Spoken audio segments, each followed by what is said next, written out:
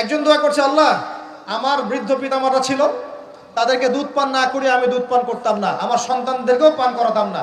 এই আমলটা আল্লাহ যদি তোমার কাছে কবুল হয়, আল্লাহ তুমি আজকে এই পাথরটা সরিয়ে দাও। পাথরটা একটু সরে গেল। সুবহানাল্লাহ। পাথর আল্লাহর হুকুম শোনে না? শোনে না? আগুন আল্লাহর হুকুম শোনে নাই? ইব্রাহিম আলাইহিস সালামকে ফেলা হচ্ছে, আল্লাহ পাক বললেন না, ইয়া নার কুনি বারদান ওয়া সালামান আলা ইব্রাহিম, আগুন ঠান্ডা হয়ে যায়নি? এই প্রকৃতি আল্লাহর কথা শোনে। দুইটা মাখলুক আল্লাহর কথা খালি শোনে না।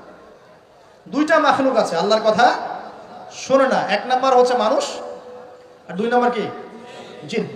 আর এই জন্য এই দুই শ্রেণীর ব্যাপারে আল্লাহ পাক বলেছেন, ওয়ালাকাদ যারানা লি জাহান্নামা কাসীরাম মিনাল জিন্নি ওয়াল ইনস, আমি জাহান্নাম পরিপূর্ণ করব প্রচুর মানুষ আর জিন দ্বারা। নাউযুবিল্লাহ। আগে মনে করতাম, যখন বয়সটা আরো কম ছিল, যে আল্লাহ পাক মানুষকে কিভাবে জাহান্নামে দিতে পারবেন।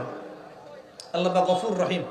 এখন বুঝতে পারছি, পরিবেশ দেখে, এই বৈশ্বিক প্রেক্ষাপট দেখে, গবেষণা করে, পড়াশোনা করে, যে জাহান্নামে যাওয়ার উপযুক্ত যদি কোনো প্রাণী থেকে থাকে, সেটা হচ্ছে মানুষ।